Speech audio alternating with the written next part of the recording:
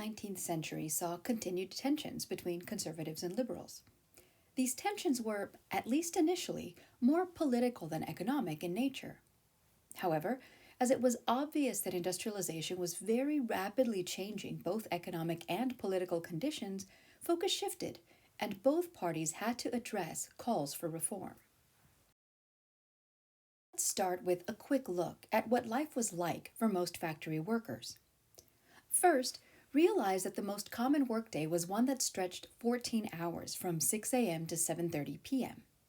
Now, imagine what that must have been like, arriving at work either before or as the sun was rising and heading home just as or after the sun had gone down. Workers got a 10-minute break for breakfast, up to an hour for lunch, and 20 minutes for afternoon tea in Britain. Food, of course, was not provided. The health hazards were many. The earliest factories were textile mills. Cloth is best woven in a moist environment. This meant that workers in the textile mills were working in a humid environment for 14 hours a day and then walking immediately into a chilly evening environment. Outbreaks of pneumonia were common. The production of so much cloth in one place also produced a lot of dust, which was inhaled and settled in workers' lungs.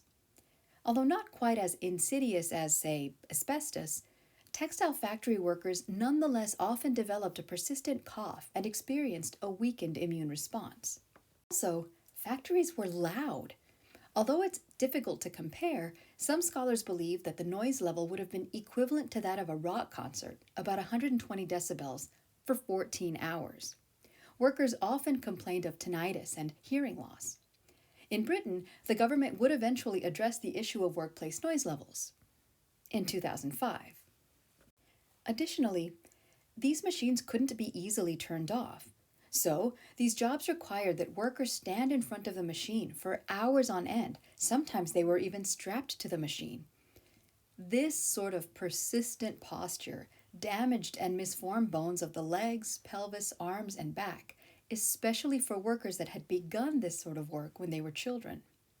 Moreover, with such quickly moving parts, a worker could get caught in the gears of the machine, and since you couldn't stop an individual machine without affecting the production of the other machines, these gears, as they continued to grind through, could tear off digits or, in extreme cases, entire appendages, and sometimes even entire bodies went through the machine.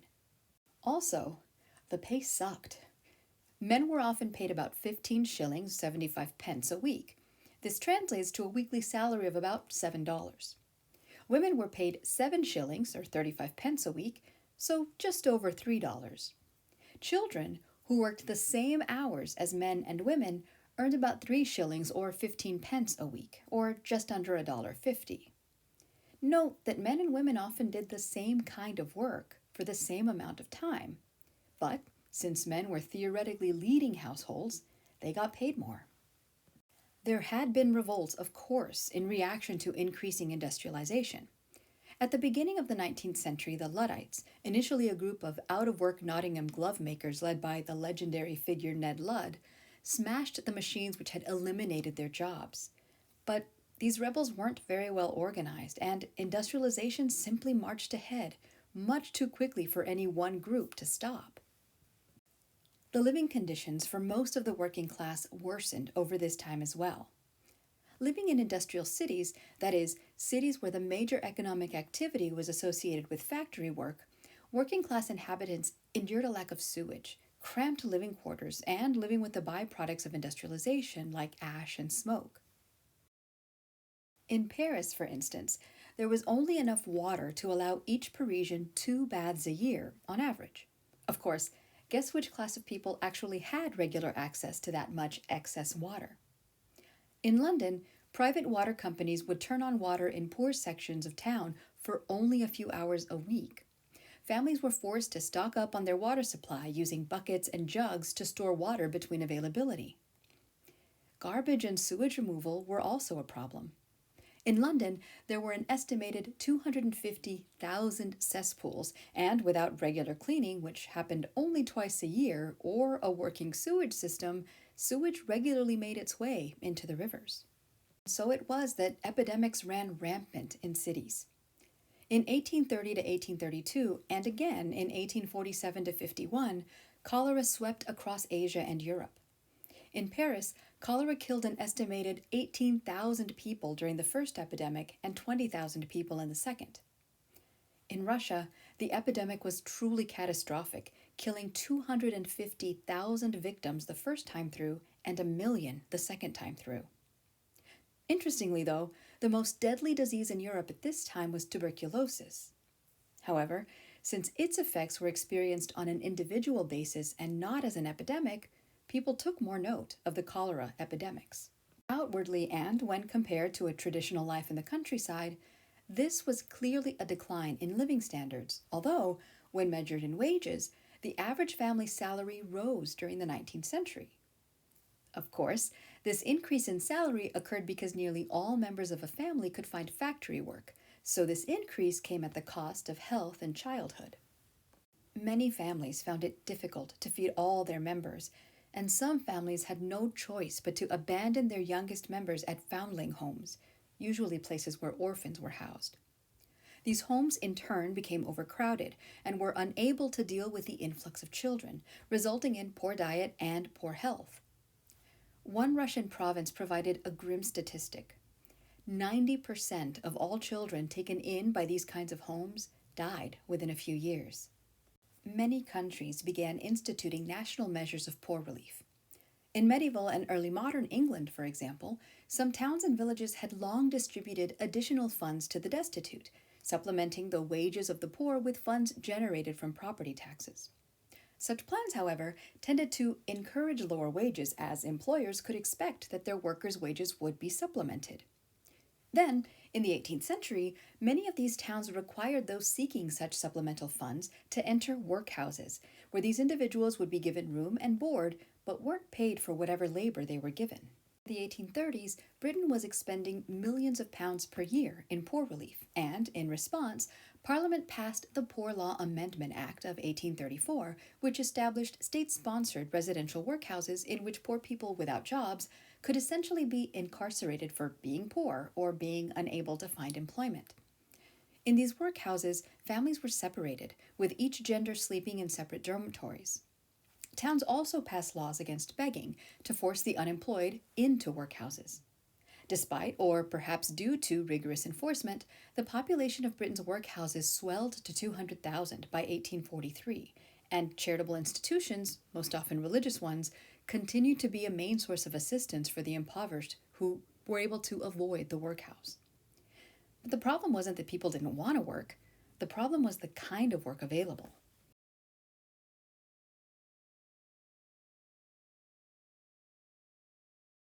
Britain, a response to the worsening conditions associated with industrialization was stymied somewhat by the political issues at the end of the Regency period.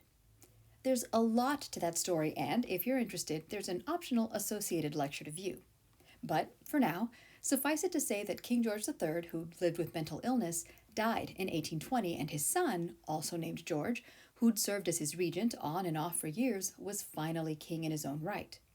As you hopefully know, George III had ruled at the time of the loss of the American colonies, but also at the time of the creation of the United Kingdom, which joined Great Britain, that is, England and Scotland, together with Ireland via the Act of Union of 1800, sometimes referred to the Act of 1801 because the act came into force on the 1st of January of 1801. George IV had waited a long time to become king, but he'd had what we often call, perhaps romantically, a misspent youth, and Parliament had been obliged to save him from financial and political ruin quite a few times. George was thus largely indebted to the Parliament, which was at that time, as we'd expect, run by the conservative Tory party. As we've learned previously, the British Parliament had become increasingly powerful since the Restoration in the mid-17th century. During the early Hanoverian dynasty, Britain's monarch had come to rely on the expertise of the Advisory Privy Council, a body which was comprised of current and former members of Parliament and whose job it was to meet and discuss possible executive actions and then share those decisions with the king. This transference of power was perhaps eased by the fact that the Hanoverian kings were German by ethnicity and generally, at least at the beginning of their dynasty, knew very little about British politics and, until George III, didn't even speak English as their first language. The monarch's connection to the Parliament is traditionally also enabled through the Prime Minister. In 1721, just 14 years after the 1707 Act of Union joined England and Scotland together as Great Britain, Robert Walpole had become the Chancellor of the Exchequer, as the British cabinet was then known. This is essentially the role which would later be termed Prime Minister. Walpole is retroactively recognized as Britain's first PM. Walpole had the confidence of the monarch, at that time George I, and was seen as managing Britain's economic and political affairs. From this point on, it was primarily the PM who was seen as running the day-to-day government, although some monarchs, like George III, tried to challenge that role. At this time, PMs were appointed by the monarch. Technically speaking, they still are, although modern convention holds that the leader of the majority party in Parliament becomes PM. So, given these political shifts during the 18th century, a big question in Parliament at the start of the 19th century was the extent to which the monarch got to outright select, that is, appoint, the PM and various cabinet positions, and thus have significant say in reforming or not reforming the government. In general, these political appointments were a careful balancing act between the British monarch, who was losing power, and the Parliament, especially the House of Commons, which was gaining power. Men who were open to governmental reforms, including potentially the election of the PM, were in charge of the British Parliament by the mid-1820s. Sir Robert Peel, the Secretary for Home Affairs, revised the criminal code at that time, reducing the number of crimes punishable by death and establishing London's first municipal police force. This force was initially nicknamed the Peelers and is now known as the Bobbies after him. In 1828, the appointment of Sir Arthur Wellesley, the Duke of Wellington and the great hero of the Napoleonic Wars, as the new Prime Minister kept the Tories in power, and his government pushed an 1829 bill which allowed Catholics to sit in Parliament and hold most public offices. This Catholic issue was meant to calm tensions with Ireland, which had persisted since the creation of the UK in 1801. So, beginning in 1829 with the Roman Catholic Relief Act, Irish Catholic members of Parliament could represent their Irish Catholic constituencies, and British and Scottish Catholic politicians could do likewise. George I bitterly opposed this move, but Wellington felt that giving in on this reform would stem the tide on other, more liberal reforms which he, Wellington, as a conservative, completely opposed.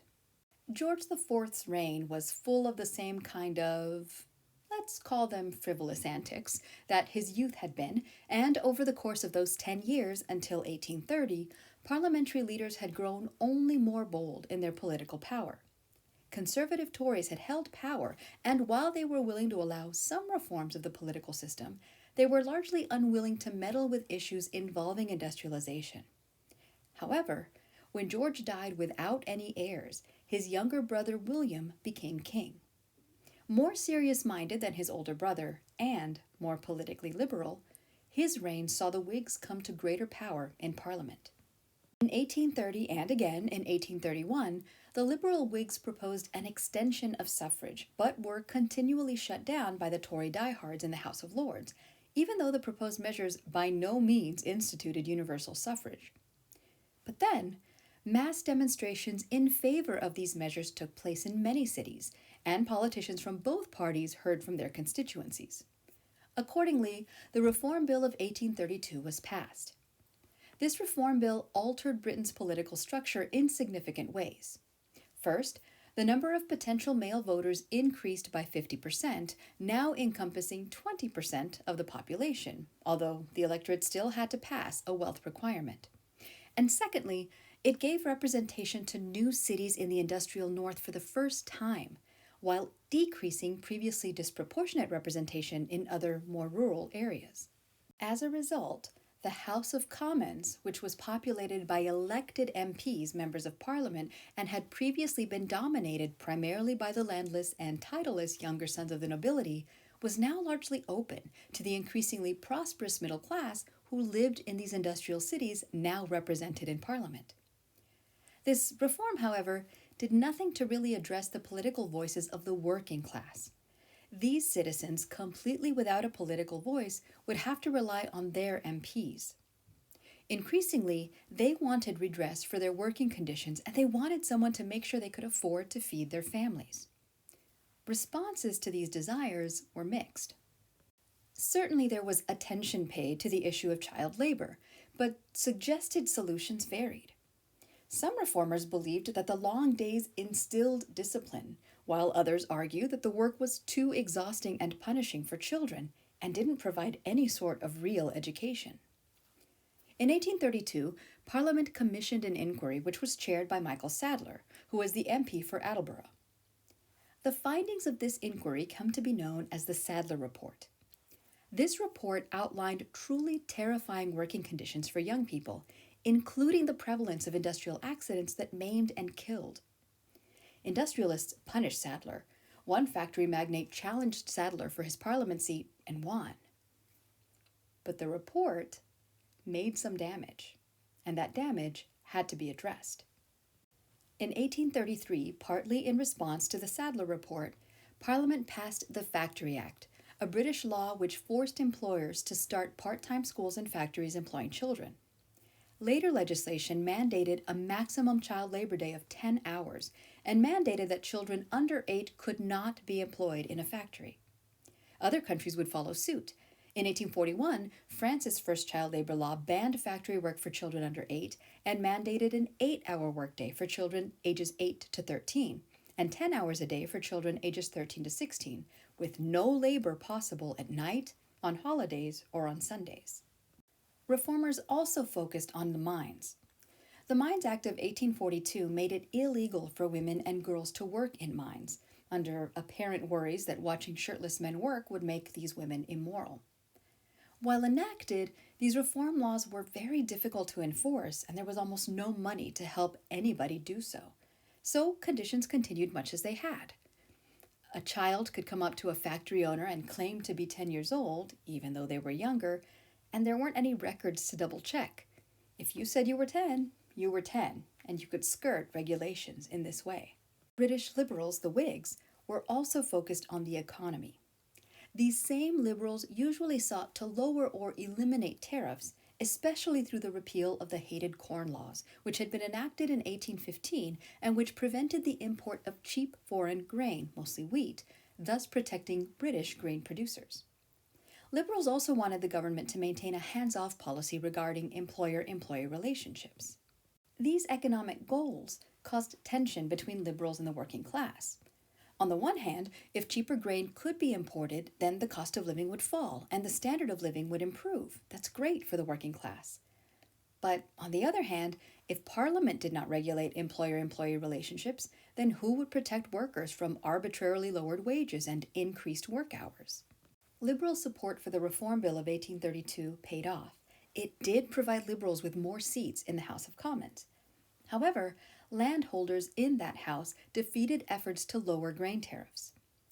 As a result, a couple of Manchester industrialists formed the AntiCorn Law League.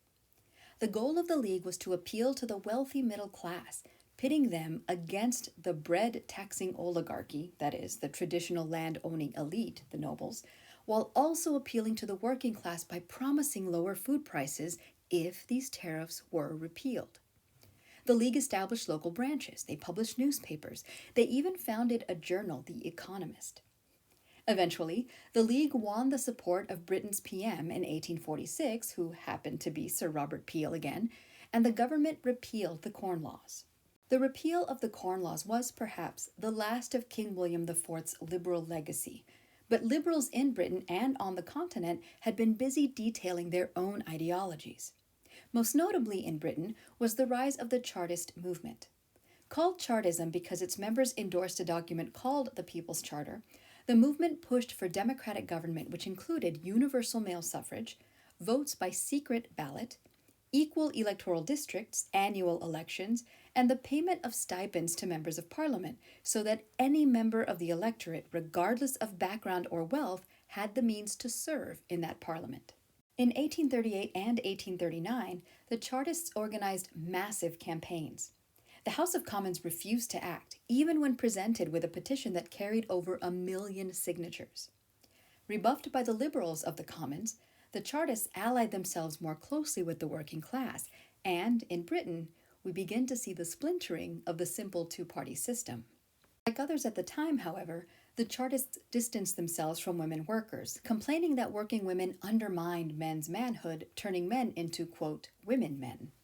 So, despite the fact that women had arguably more to protest, even lower wages as men while working the same hours and often the same jobs, and while maintaining a household, their protests were seen as secondary or tertiary to the main male grievances. Faced with political threat from even more liberal movements, Chartism did not last long. The last wave of demonstrations occurred in 1848.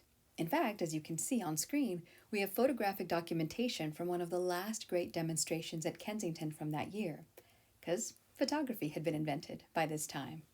The biggest threat to Whig liberalism and Chartism in England and to liberalism on the continent was, of course, socialism. Socialism took many different forms during the early 19th century, but in general, all socialists were pitted against the inequalities caused by industrialization, and they tended to consider liberalism an inadequate response.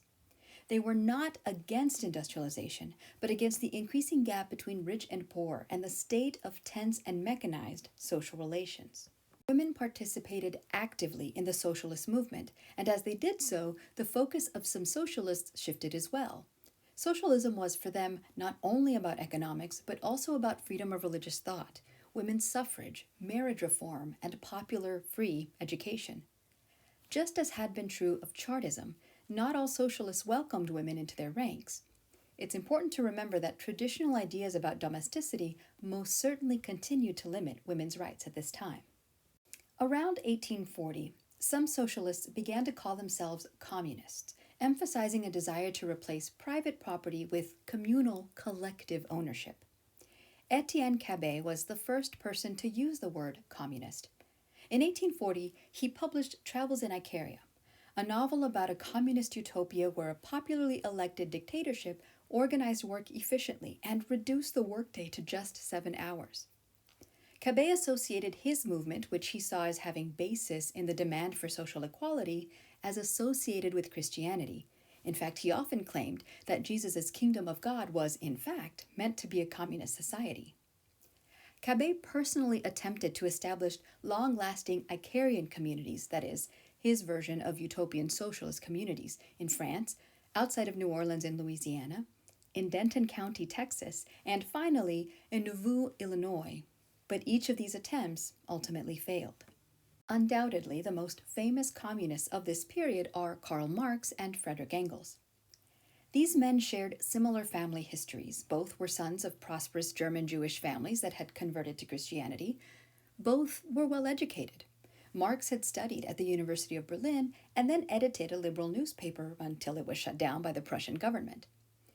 Marx then headed to Paris, where he met Engels. Engels, after university, had spent time working in the offices of his family's factories in Manchester, and he'd been stricken by the conditions faced by his workers. His observations, included in his The Condition of the Working Class in England in 1844, were published in 1845. Of course, Marx and Engels are famous because they published the Communist Manifesto in 1848. What made these men different from other socialist ideologues at this time was their focus on scientifically understanding the laws of capitalism. Their entire analysis of history was based on this scientific focus, which was boiled down to the unceasing struggle between two classes, the haves and the have-nots.